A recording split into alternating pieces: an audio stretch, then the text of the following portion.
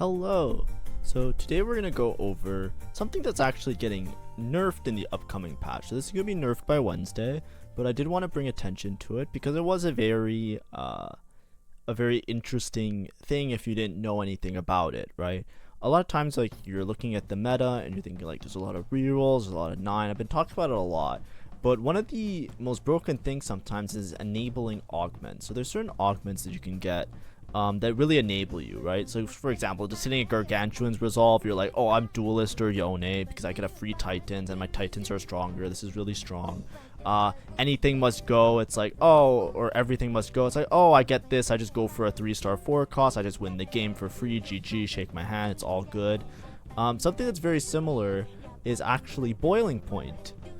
Boiling Point is actually one of the best performing augments, if not the best performing augment, depending on how you want to interpret the stats. Statistics are always weird because there's multiple ways to present data and there's multiple ways to interpret the data. So I'll just show you them and then you can kind of decide for yourself. If I go here, oh sorry, this is Boiling Point. Let's just go back one step. This is a list of all the augments in the current patch, right? If I go in terms of like top 4 rate, Boiling Point is like the 4th best performing thing. Kinda nuts, right?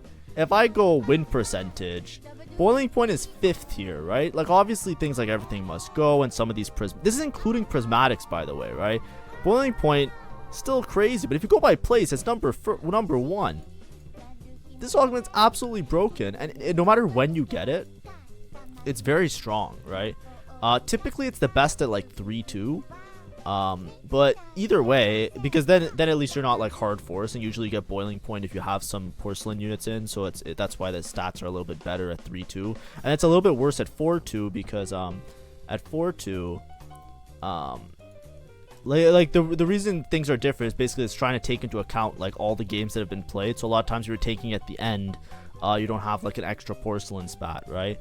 One of the big things about it though is that just playing porcelain units is really good because a porcelain quest is very fucking strong, right? In this comm as well as in almost every other comm, just having a porcelain crest, if you skip over like the 1 or 2 games ones, like porcelain crowns and porcelain crests, like those augments are also really broken because you can easily fit in your board of 4 porcelain with a porcelain +1. You don't even need the porcelain +2, right? So in this game, I kind of spoke over it a little bit. We can look at my options, right?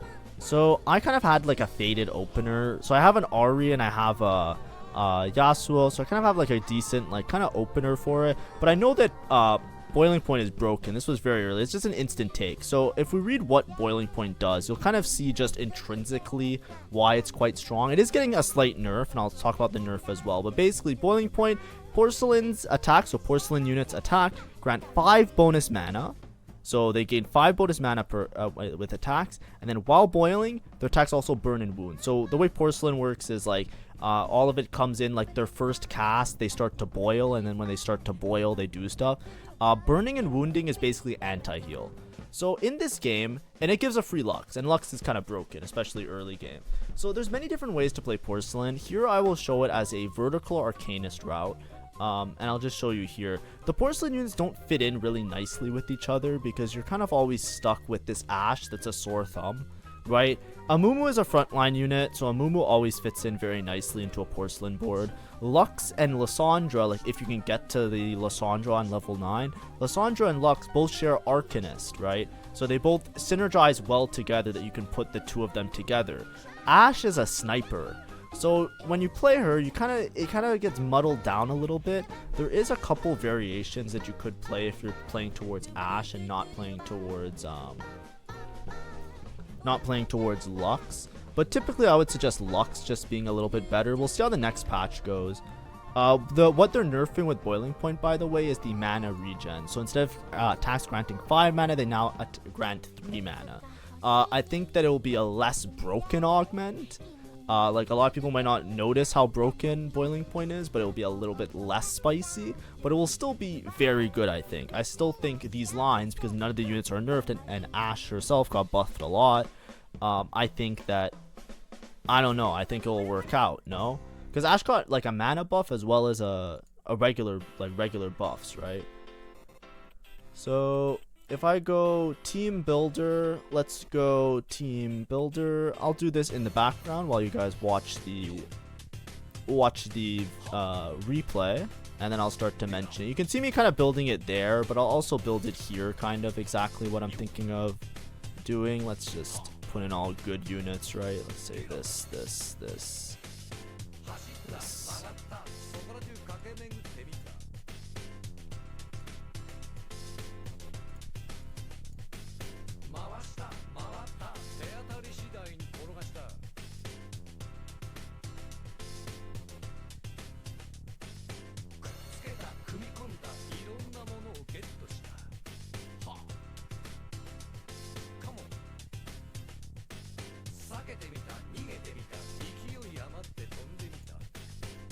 Here we go.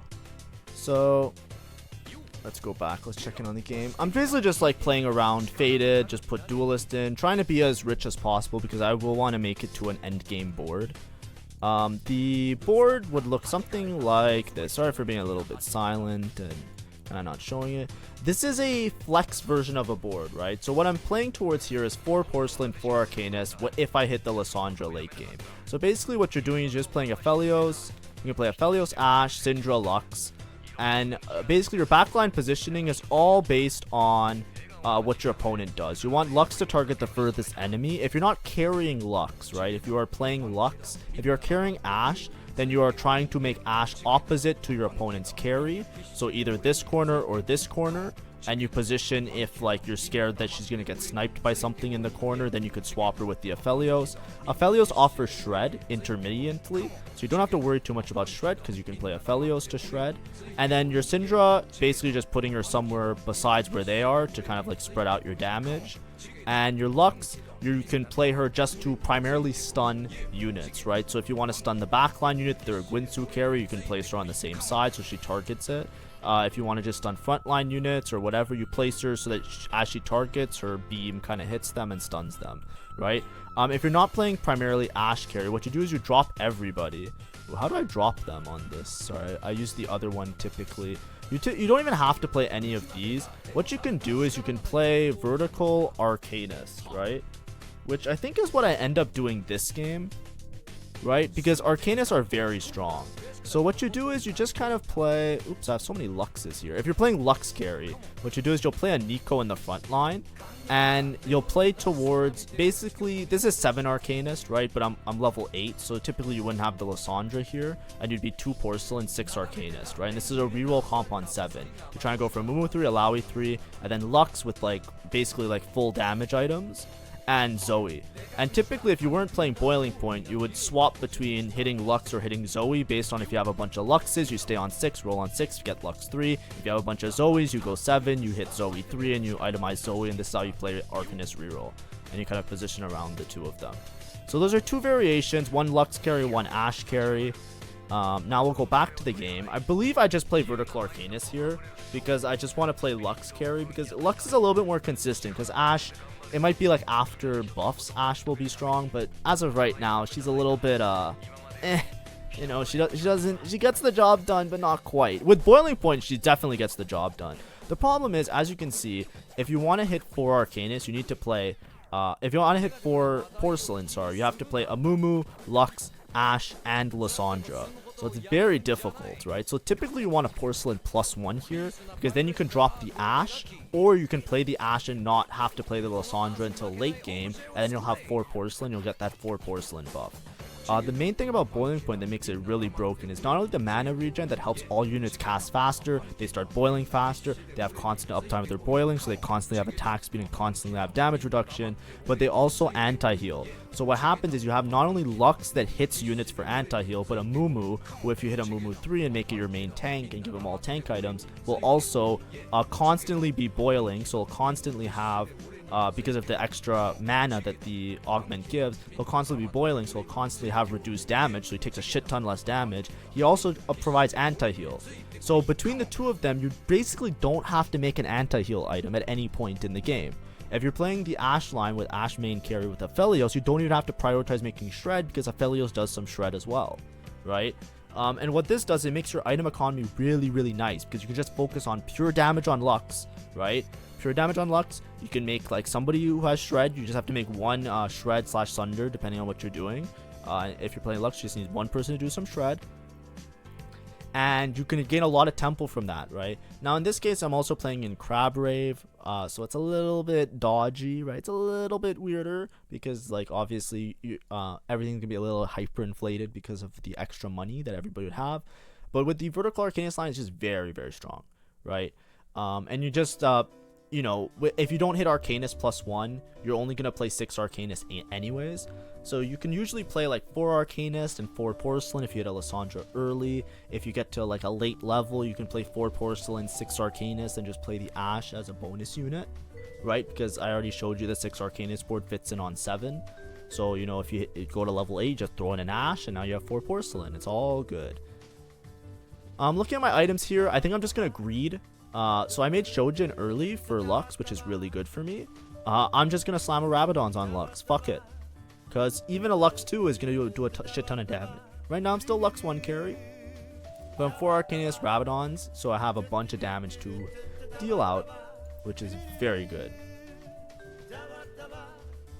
So I don't know if I'm going to do too much in terms of positioning, but with your Lux, you typically want to position her. I did this once before. She's always going to target the furthest unit, and the 2 that she hits get stunned, right? As you can see here, boom, boom. You see she's stunned, this guy's stunned. So especially if they're a Gwinsu carry like this, I'm playing against a Senna, you always want to make sure that you're hitting the Senna, and you always want to make sure that you're not hitting more than 2 units, right? Every unit that the ball passes through also does reduce damage. It reduces the damage of Lux, right? It's like 30% less damage per person it passes through. So if you can get like a clean snipe, so like nobody in between, and you just hit like bang, you just hit the backline, you can just like one-shot some backline units as well. So position with Lux is very important. You're always trying to think, how do I shuffle my Lux around all these backline hexes so that I can get there. Anyways, I hit Featherweight. Featherweight, they gain attack speed and move speed, your tier 1 and tier 2 champions. It's not necessarily the most broken thing, but right now it's very strong for me because not only am I playing Lux, I also have an RE2. I have the Nico, which will be a frontline unit. It's like there's not that many 2-costs. I'm pretty much just taking it for Lux. It's level 6 and I'm going a reroll, right? So even if I don't go to, I'm not really planning on going 8 because I'm not planning on playing around Ashe this game. I know I introduced the Ashe line. That was just for your knowledge because I think it will be a very strong line with this augment starting the Wednesday patch that will come out. But I'm playing Lux carry here. So therefore I'm sacrificing a little bit of econ, right? I'm not over greeding the econ because I don't have to make it to 8, I don't have to make it to 9. I'm planning on rerolling on level 7, and this is kind of like a mid 7 board. Like, this is what I was saying, on level 7 if you hit an Ashe, you could play like less Arcanist and more of this, and then you can go like 8 or 9 and fix your board and whatnot. There's different variations, so right now I have it like kind of like a half and half between the 2 that I showed you. Based on like what I hit, I'll fix my board. That's why I put in the team planner as such. But both boards are fairly complete on level 7, so I'm going to be re-rolling on level 7 if I can. Anyways, I find 2 Ashes in shop, so who am I to judge? I guess I'll just get Ashe, like fuck it. It's not necessarily good, because I think the vertical Arcanist line is just a little bit more consistent just because you're rerolling on 7 and you don't have to worry about having like the sniper to make sure Ashe does enough damage. It's also hard to build items for Ashe and Lux. Boiling Point helps a lot because basically one whole item that you would devote to anti-heal, you can just devote to either another frontline or carry item. So you basically have an extra item to play with. If you think about, you can think of it like that. Boiling Point, because it gives you so much anti-heal, you basically have an extra item to play with. Always. You don't have to make Morello, you don't have to make red buff. You can basically use those components as either a frontline or backline carry component. So here my Lux has a clean shot against the Syndra. She almost one-shots it, but she does the other thing. Anyways, what I was going to say is if you're committing to a 2-cost or 3-cost reroll, it is very important to stabilize on stage 3-2. You want to win most of stage 3. You want to almost entirely win stage 3 to make sure you are the highest health in the lobby, like above 80 health, typically. Because even if you lose some matches in stage 2 is hard to streak in, right? What you want to do is you want to be as strong as any high roller, and you want to be stronger than anybody who's greeding to go 8 to go 9. So you roll early. So I rolled because I had Lux pair, right? If you don't have anything to roll for, you can't roll, right? But I had Lux pair, and I had 1 or 2 frontline units paired, I believe. So I just rolled to try and hit the Lux 2 at bare minimum, such that I can streak this portion of the game, right? And that is going to help preserve me HP, and it's going to help set me up for basically slow rolling to hit all of my 3 stars as I reroll, right? Obviously, how deep you roll could affect you if you're going 8, going 9, but in this case, I'm okay with being where I am. One thing to note is I still haven't found a single Amumu, and I am not, you know, I'm trying to figure out what to do here. I don't even have porcelain in, right? So I don't even think Boiling Point was working up until now. Also, I'm playing 3 Faded. I should be playing the Porcelain. I think I'll switch it next turn, because the Faded bonus doesn't really matter here. Because I think I don't provide anti-heal just yet. Like, if you look at the units that I'm hitting, they're not getting lit on fire, right? Which means they're not anti-healed. Well, that's actually burning, but I think the burn and wound is the same thing, right? Right, they're not getting lit on fire. And I think I realized this in the game. Like, in my head, I thought that Boiling Point worked without the trait in, but I think you need to have the trait in. I'm not sure if that's how it should be or if it's a bug. Anyways, I hit a Mumu now, so this is great. I'm just going to play a Mumu over somebody. But I think if you watch now, every time my Lux hits something, it will be lit on fire. So I guess that for Boiling Point, you really need to have the unit in, which is something important to note. So taking it 2-1 is not necessarily as good because, you know, especially if you're low rolling, not only are you low rolling your units, but you also have to hit the the porcelain trait on your board, basically. So now if you watch, I think they'll get lit on fire after this cast, right? Am I crazy? Yes, they are, right? You can see it on the, you saw it on the Udyr. Maybe I'm just wrong. I don't know what's going on. It's like some of them are getting lit on fire and some of them aren't. The Shen didn't get lit on fire. I don't know why. But the other ones did. So I think you need to have the trait in for Boiling Point to work. Which I guess makes sense because you need it to be the porcelain cast, right? It's not just the regular cast, but yeah. You're like, I'll show you in the next fight what I mean when I say fire on the people. It's like a visual indicator of like the burning, right? I have my pen ready for you guys. Anyways, I didn't fully streak. Obviously, I lost right before neutral. That's not the best case scenario because I would have loved the streak gold, but everybody's gonna have lots of gold, so it's fine. You know, let's not worry too much about it. Okay, we got a bunch of items. Probably Gnasher's Tooth, TG, Gnasher's Tooth, TG, something else. I can make a lot of good frontline items as well. It's kind of whack. It's hard to sell. Everybody got a component anvil. I think Protector's Vow is probably the best pick here. Yes, Protector's Vow on a Mumu. You want to cast because of all that shit that's going on. Right, with Boiling Point. And then I'm pretty sure I should just make Gnasher's here. Gnasher's just so good on Lux, yeah. Because Gnasher's helps you to chain cast, right? It gives you like a bunch of attack speed as well as AP. So it just works as a really good item with these units that want to cast a lot. There's 2 ways you can build Lux. You can build Lux like JG Rabadons, like full AP, like just like one-shot everybody. But it works out that it's a lot better to just have her cast a lot because she also does the stun when she casts, right? So if you look at this now, look at my Lux bowling. And look at her bowling. Boom, stunned. Ready? 1, 2, 3, 4. Boom, stunned. 1, 2, 3. Right? Like having that tempo of like constantly stunning, especially with Boiling Point where it gives you mana anyways. That's why Gnasher's Tooth works out really, really well for the units. You should always consider giving her some kind of like Shojin, Gnashers, Rabadons. I think is her Biss, if I'm not mistaken. We can check it out just to show you what I mean. It's like Explorer, Lux, 3, Boiling Point. Items. Let's do craftable. Oh, it says Shiv red buff, but I think they're all like similar thing. Oh, Boiling Point Lux, you can actually make blue buff on. I didn't know that. That's actually pretty cool. But yeah, Gnasher's Tooth is really good. Here, I'll show you the stats after. So I took Final Ascension just because I said, yeah, more damage the better. Fuck it, we ball. Here are the stats. So I think it changes with Boiling Point, because without Boiling Point, like I know Static Shiv is always good. The reason Shiv is always really good is because it gives attack speed, it gives mana, it gives AP, but it also hits the backline, and Lux is always shooting at the backline, so making like a Spark. I feel like whenever I play Lux, I always want a Shiv and not a Spark if I'm making Shred, just because I want to hit the backline. It says Red Buff's really good. I think that's just because of the attack speed, because you gain so much. Rabadon's is really good with the bonus damage. I don't know why Hodge is good, but you know, I guess it is. Blue buff probably only works here because if you're getting 5 mana, then it probably makes the division work that blue buff is way better than Shojin, right? Shojin's normally good because she has 75 mana, 75 base mana, so usually blue buff you only want if they have 50 or less mana, but because she gains so much extra mana because of Boiling Point, that's why blue buff is probably relevant.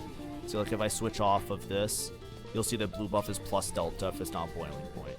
But yeah, that's just something I learned here. And if you look Gnasher's Tooth with Boiling Point or without, Gnasher's Tooth is always like a really good item on Lux. It's minus delta. Right, whenever something's minus delta, it means that improves your position, right? If you're averaging a 4 with this comp and an item is minus delta, it means putting that item on this unit on average, based on all the games that people have played so far that this is scraping data from, they have improved their position. They went from a 4 to minus 0.12, so like a 3.8, for example, a 3.88, right? It improves your position. That's why minus delta is good. And that's how you can read those stats. Obviously, everything with certain interpretation, right? Like there, we saw specifically because of Boiling Point, blue buff is better than Shojin, but, you know, blah, blah, blah, who gives a fuck, right? I already made Shojin, right? It is what it is. The most important thing to do is never to not slam items. You always want to have tempo and power, especially with these reroll comps, right? If you're playing reroll, you always want to be a little bit ahead of everybody else, because eventually you will taper off, right? Like I'm playing this Lux unit. This Lux unit, like, you know, as you can see here, this guy has an upgraded Silas. It's very hard for me to beat him because I don't have everything like 3-starred by now. Level 7, I went to level 7 because I have, I'm only 2 off of Lux, so I'm just pushing levels because I need to hit this Amumu and this Alawi. So that's what I was saying, like a lot of times when you're like level 6, level 7, you have to decide between the 2 levels of which one you have to roll on. I rolled a little bit on 6, I believe, and then I went to 7. I rolled more on 7. Just because like you want to make sure you hit the Lux, and then once like if you don't hit the Lux, you don't want to stay on 6 for too long, because you want to have odds of finding the Amumu and the Alawi, because they're equally as important, right? Your front line, your back line is only as strong as your front line can hold off theirs, right? Lux can kill the whole fucking board, but if your front line dies and you're getting railed by a Silas too, then, you know, do the math. The Lux is fucking dead. Right. I think I took this for Spark. I know I said that I didn't like Spark. Oh, look, I found a dude. I found a set. I saw about the set. The set isn't necessarily good, but I could play 4 Warden. Like, there's a variation I could play 4 Warden. I find the Lux on 7 because she's not that bad. Give some Omnivan. I'm pairing it with the I don't know why I still have this Aphelios in, right? Because I can easily switch the I think I'm leaving the Aphelios in because I want to push level maybe and play the Ash if I don't, because I really don't have that many Amumus or Alawis, right? Like I have Amumu upgrade, Alawi upgraded, but on my bench I didn't natural any other copies. So in this case, it might be better just to push levels to try and get the Ash and then the Lysandra in and play towards that other line. Even though I have Lux 3, it doesn't matter that much having 6 Arcanas even though I'm Lux 3. Right, I could just push levels, go 8, go 9, have Lysandra, have Ashen, and then I'll be 4 Porcelain, 4 Arcanus, and have that variation. And then I can also hit set 2, and then set 2 is like a huge disruptor. Set is also a really good holder of the Porcelain emblem, just because of the reduced damage reduction. The attack speed helps him to cast multiple times and do all that shit with the giant stun, if that makes sense. Here they offer magnetic remover or gold. I obviously just take the gold. I have 2 removers on bench. Everybody has good items, right? The magnetic remover is a good pick sometimes though, right? If I had the if I had another Thieves Gloves, then you take the magnetic remover, because the Thieves Gloves don't change based on who you put them on, right? So if I put, you see the Thieves Glove that has like a on the Alawi, it has like an Edge of Night and and a thing. What I can do is I could, if I had a infinite removers, I can put that on set for this turn because those items are a little bit better on set, right? Having even shroud and edge of night. And then next turn, if it gives like backline items, you can use the magnetic remover and put those backline items on a backline unit, right? That works really well, the golden remover, if you're shuffling multiple thieves gloves, that you can always put like the best option of the items. It takes out some of the randomness of thieves gloves, just giving you 2 random items. In this case, I just don't care because my Alawi always needs items like thieves gloves because she's one of my upgraded frontline units, and I already committed to, because of the way my items kind of made themselves, right? I have a set and I just made him the Sterix because Sterix is pretty good on set, and that's the components that I had left over, so I didn't want to wait till this particular round, right? I didn't want to wait till now, so I got the Spark for the Amumu. I got Spark off of Carousel with the rod, and then I just slammed the Sterix on the set. So the golden remover, I'm not really gonna shuffle any of those items around, right? Like my Amumu is always gonna have those items. I don't really have a backline carry to move those TG items to, and the set, I'm always gonna have Sterix on him, right? Anyways, I find Rod, and I find, what's this? Yeah, Gunblade, sure. Why not Gunblade?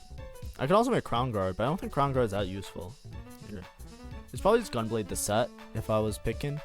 Yeah, I just full greed here. I leveled to 8 for free now.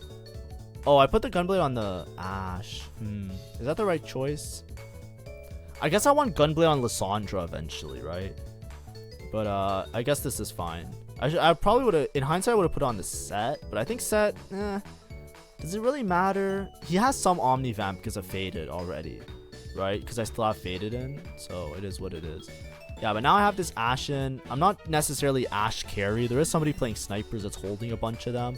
It's just like having an extra porcelain unit. The Ash will do damage, right? You'll see by the end of this game, because with Boiling Point, it doesn't matter what your thoughts are on Ash. I always think Ash is kind of okay. I think if you give her enough, like, of a board to play with, she's like a top 4-able board. It's just very, very hard to play anything that isn't like reroll or fast 9 in today's meta, which will hopefully change on Wednesday. But I think that, you know, if you're trying to salvage placements, you can't, like, you know, you should still make the Ash 2 and play it sometimes, right? With Boiling Point, you'll see what the damage thing. Anyway, look at that. What the fuck was that? Did you see that? Did you see that? Did you see that? What the fuck happened there?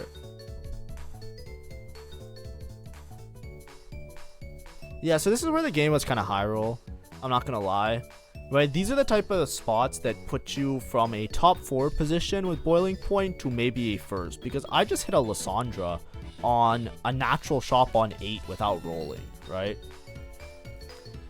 So that's the thing. Whenever you're watching these games and you see somebody go like first, or they go like really high and they do like great things, and it's like whatever, like a lot of times, like getting a top 4, like that's like you can play around, you can try your best and things. Sometimes you're just forced 8th, and then sometimes things just fall on your lap and now you're in a position for a first, because now I'm 4 porcelain, right? I just got a huge buff. I got a huge amount of attack speed and damage reduction, plus I have Boiling Point.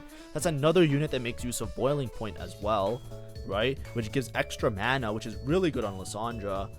And the extra attack speed and the extra thing, it just all synergizes really well. And yeah, GG. GG, shake my hand. And yeah, I have this Arian because I have Featherweight, just to do some damage. I feel like it was fine. I could always switch the Ari to Syndra, but it's fine. I don't really care. Now what I can do is next level, I can level for a Warden. Warden, maybe necessary. I'm rolling on 8 here because that guy was close to Kaisa 3. So I am sending it for these Kaisas, right? If you look at him, he's one off of Kaisa, and that's the only way that I lose, right? You never really have to grief someone unless you're in a position where it directly affects you. That's what I always tell people. People grief people all the time for no fucking reason, and it pisses me off because it makes the game very unfun, and I think that it ruins the game for a lot of people, right? I grief people all the time. I'm griefing somebody right now. Why am I griefing someone? Because it directly affects my placement. It directly affects me, right? I am in a position that there is nobody in this lobby that I think can beat me. If that guy just randomly has a fucking Kaisa 3, he beats me, right? So me grabbing these Kaisas is essential for the success of my first, right? That is why I'm briefing it, right? I am not just looking around saying, oh, Teedle, this guy who never is behind tempo and never has a chance of beating me, I'm just gonna start holding his fucking units to make sure that he goes 8th. It's like, that doesn't do anything, right? It's like, I beat him anyways, right? I'm ahead of him in tempo. If I can't win from the spot that I am, I should focus on my game and doing what I need to do to win, right? That's my belief, right? But anyways, so specifically that guy, it's like he has a Kaisa. I'm just gonna roll until I hit this fucking Kaisa. I take red buff. I know I already have anti-heal and I spoke about it a lot already with the whole you know, this shit blah blah blah, right? Don't need anti-heal. I have this, right? Because of porcelain and boiling point and blah blah blah. The reason I took it is just because I needed an Ash item. I think it was the best Ash item because it still does a bunch of attack speed and it still does a bunch of damage, and Ash scales on attack speed, right? And it does bonus damage. So the healing, the anti-heal portion isn't why I took it. I took it just because of the other effects of it being like a double bow item that does bonus damage. It's like, yeah, this is good for Ash, right? Anyways, I'm fighting this guy. He's 0 gold, level 9, so he already rolled to 0 for this Kaisa. I'm debating. I already did my due diligence to try and hit this Kaisa. Right, I'm holding one of them.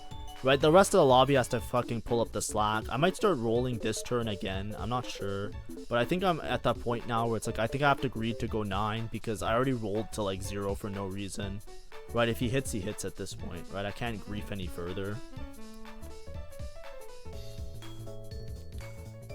Right, mind you, I am playing a broken augment. This is all very high roll. It is what it is, but I'm just showing the execution of it.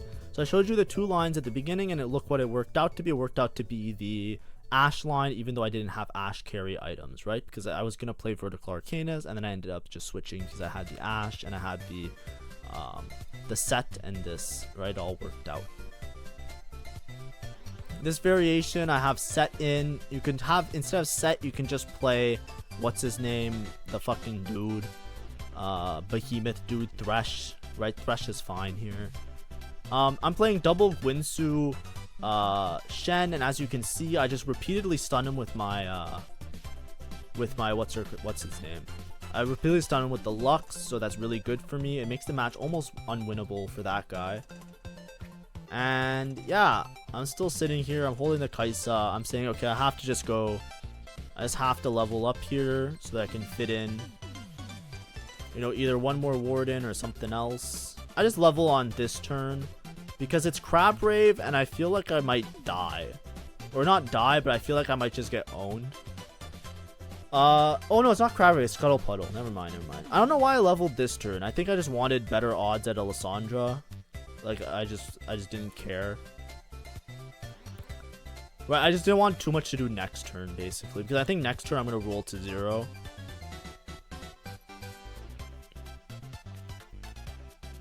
I'm looking for a Warden. I should hold the Gnar, actually. I should either hold the Gnar or hold the Syndras or hold the something. Like, what the fuck? I didn't improve my board at all. What am I doing? I think I was just panicking, honestly. Yeah, Shiv is good here. Even though I have Shred. That's fine too. Yeah. Gwinsu or Runans are good. These are both good. I'm just itemizing Lysandra. Like, this guy was very low roll. I feel like he should have been able to find the last Kaisa with all this extra gold and stuff. Why am I like...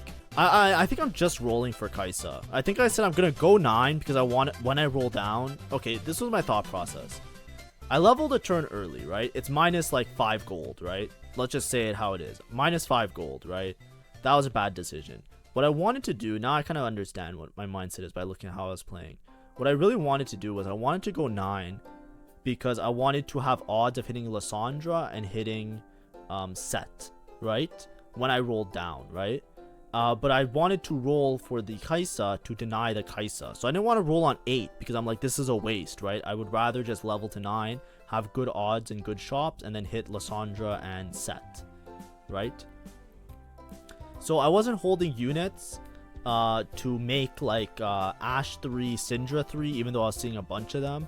because I didn't want to dilute the pool to make it easier for that guy to hit the Kaisa. Now, is that the best decision? It's like, if I was going to do that, I should have just... I think I was just too panicked about how bad my APM is sometimes, but it was basically -5 gold. It was like, okay, I think my APM is too bad here. I'm just going to level on neutral so that I don't have to press D and then start rolling, which, you know, that's dumb. I should have just done it the other way. So, you know, ridicule me if you want, but, you know, I'm the one posting my videos, so of course we all get to see the mistakes I make, and I'll own them. I'll say that I was wrong there, but it's okay. It's okay. It's still a high roll game. It's still a first, right? Also, I'm not finding this set 2. Like, holy shit. That's why I'm rolling. I'm rolling because I have set pair, right? And I don't want people to catch up to me. A lot of times when you're in a spot like this, like I have 68 HP, right? So you can say, you can greed, you can do whatever. Look at these other boards. They are starting to get online. They are starting to get like fucked up, right? So before like people start hitting too much, like now it's already too late. That guy hit everything, right? Like his whole board is upgraded.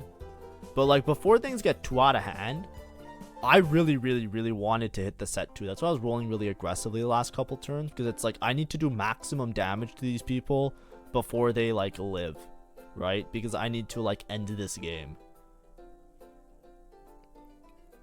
And look at this guy. He has like everything 3 stars. Level 8 with the Shen augment. That's defines double Gwinsu. I don't even know if that's good, is it? I don't know. This Shen build kind of fucking annoys me. I think it's creative and funny, but like this is dumb. But I think he has no chance, right? Oh, maybe he does have a chance. Oops, I spoke too soon. No, he doesn't have a chance.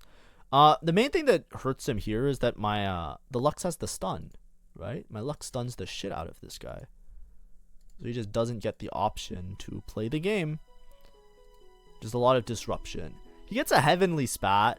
I get a Lysandra 2, I think, right? Yeah, I have a Lysandra on bench. I have a Lysandra 2 with a Giant Slayer, Boiling Point, Featherweight, Final Ascension. Right, so long as I can stall, I should be fine. I'm pretty sure this is a first, right? I don't see myself losing to this guy. This guy has a really capped board. He's 7 Storyweaver with Dragon Lords and Rakan, 3 Altruist, 2 Dragon Lords. Like, this is like what? That's like the max cap Storyweaver line.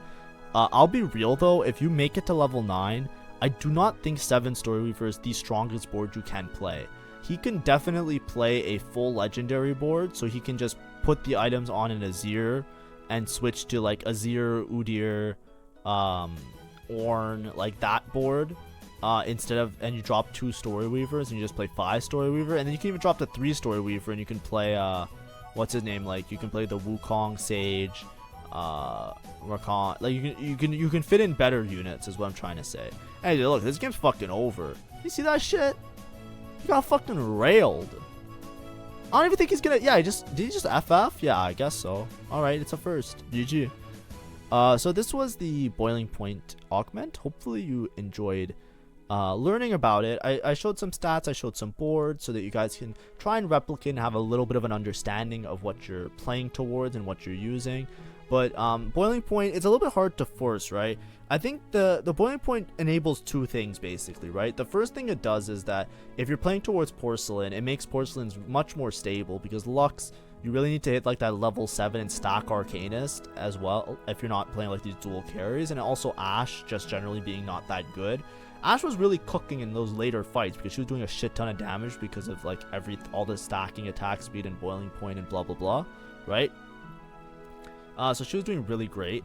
You can play the vertical Arcanist line. You can play this board that I showed you. What is the thing that works out best is if you run into being able to grab a Porcelain emblem, and then you don't have to rely on hitting the Lysandra. I obviously high rolled the Lysandra. I don't think this would have been a first if I didn't hit that Lysandra early, because it made me really strong in the mid game, and I probably would have lost to a couple of players ahead of time before that, right? But it was still a very guaranteed top 4, because as you can see, up until I had Lysandra, I was still very high HP. I would have definitely bled out to a top 4, which is why the augment is so strong. It gives you so much utility early, it gives you so much attack.